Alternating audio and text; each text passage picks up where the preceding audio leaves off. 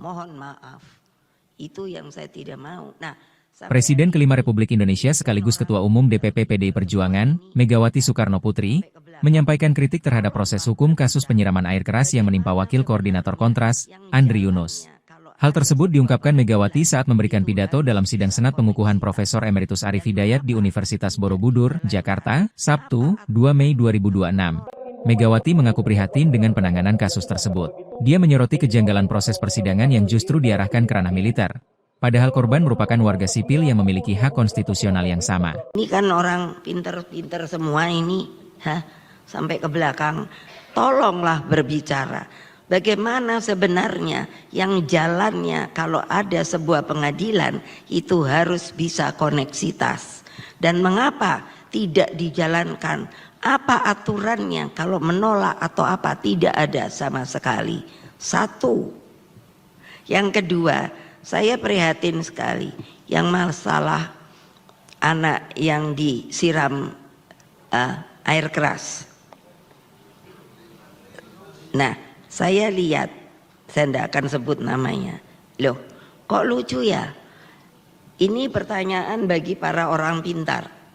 Bahwa sebenarnya kalau seperti itu, pengadilannya apakah harus pengadilan militer ataukah pengadilan sipil?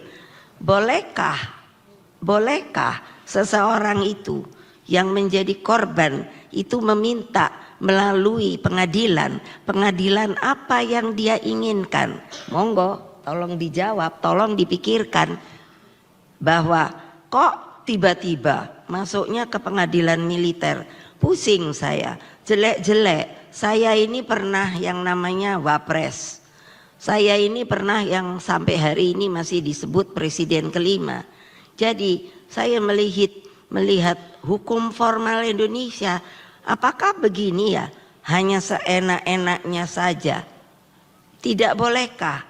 Tadi sama, siapa yang menyebut tadi?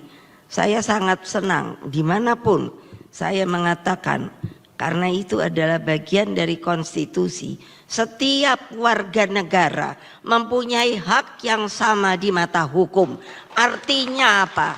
Ya orang miskin, ya orang yang namanya disabel, ya orang yang mungkin juga gila, tapi dia sebenarnya ingin menentukan sesuatu bagi dirinya. Nah, mana hukum bagi mereka? Ayo jawab. Kalau ada yang berani jawab.